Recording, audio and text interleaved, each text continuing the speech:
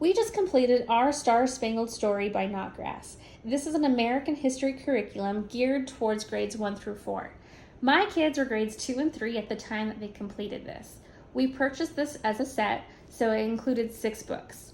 We have part 1 and part 2 of the textbooks, the rhythm and rhyme book, a timeline book, the answer guide, and you would also receive a student workbook, which I do not have with me.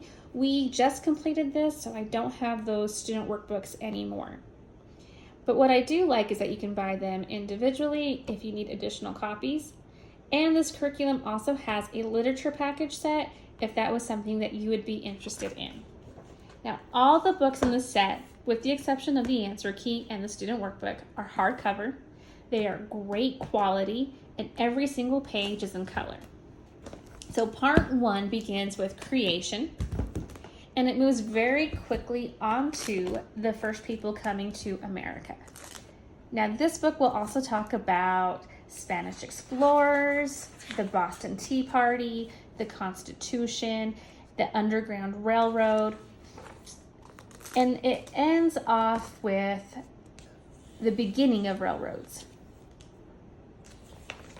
There are 30 units total within this whole curriculum, and 3 lessons make up a unit. The lesson is written as a narrative, and at the end of the lesson is a Bible verse that connects to the focal point of that particular lesson. Now, I want to say that the text itself is extremely religious, except for the Bible verse, and with the exception of the first lesson talking about Adam and Eve. But you can see that it is written from a Christian worldview. Now, at the end of the lessons are 3 sections that can be completed. You have your lesson activities, which refer you to the map at the front or the back of the book, or to one of the books that came with the package, or it tells you a page you can complete within the student workbook. It'll also tell you the title of one of the novels from the literature package to read. Now, after the lesson activities are the review questions for the lesson. We answered these questions every single time, either orally or in writing. The last section is a hands-on section. Now, this usually suggests imaginative play or building with blocks. Now, my kids weren't super interested in that, so we didn't complete the hands-on very often. At the end of the 3 lessons, or at the end of a unit, you would have the unit project. Now, this is where my kids really did get interested.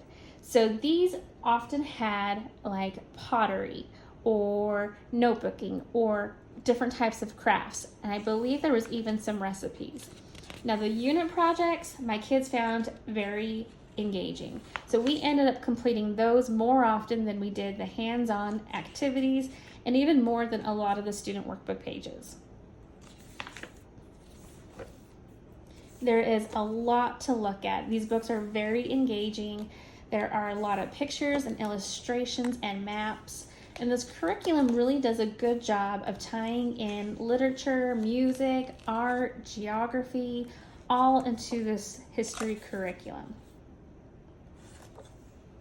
Now, the second textbook begins with Alexander Graham Bell and the invention of the telephone. Now, both of the books will go over many historical figures. I know in the second book, it talks about Helen Keller. It talks about some events like the California Gold Rush and World War II. The second book will take you to more modern times, including the attack on September 11th. And the second book is very much like the first in its formatting of each unit and the activities, and of course the unit projects. Now, for the most part, I read this out loud to my kids and we had a conversation about it.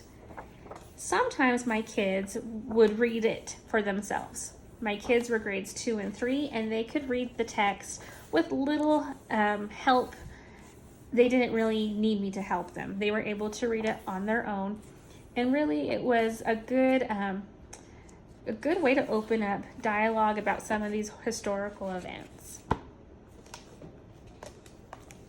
Now, the next book I have is the Rhythm and Rhymes book. This book includes a lot of songs and poems that have been around for centuries. They also include a link so that you can stream each of these songs and readings.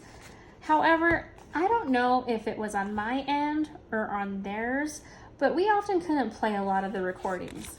And when that happened, we would go over to YouTube and we found a different variation of the recording and we listened to it that way. Now, there are many songs and poems in this book. And what I really appreciated was that they included some background information on the writing or the author.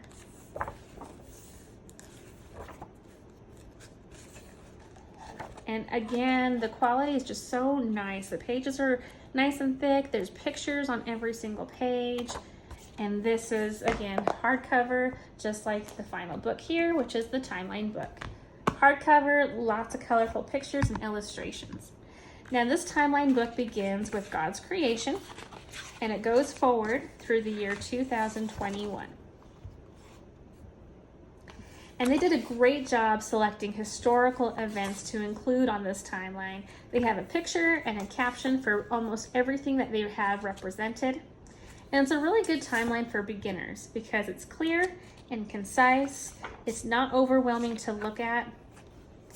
And it does end, again, 61 pages later with the year 2021.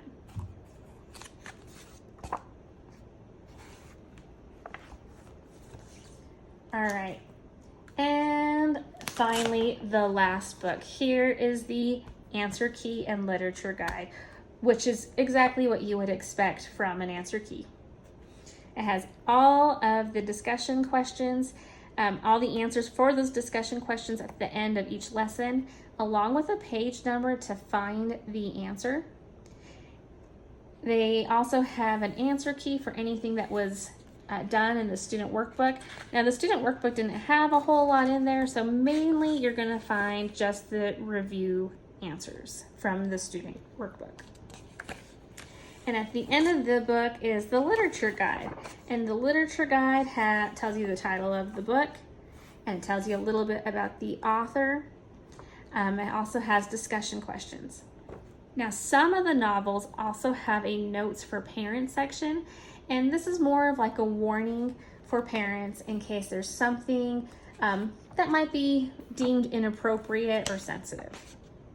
Now, all in all, we like this curriculum. Our only complaint, if we had any, would be that some of the activities and the workbook were just not a good extension of the lesson. The workbook offers a coloring page, a drawing or writing prompt, and a unit review for each lesson. So we typically did the unit review and that was it. Now, the material in the textbooks did lead us to find other resources to supplement certain historical events that my kids wanted to know more about, and we explored it on our own. Now, this is very much an introductory curriculum. I hope it sets the stage for kids to continue their studies in history. I don't think this is a curriculum that we would necessarily want to repeat, but my kids are getting older and that might be my main reason for that. Maybe if you were starting this in kinder or first grade, I could see you repeating this in following years. Now for us, we will move forward in our history studies. We'll start using the mystery of history. We haven't used that before. And if anyone's interested in hearing about that, I'd be happy to share. Thank you for watching.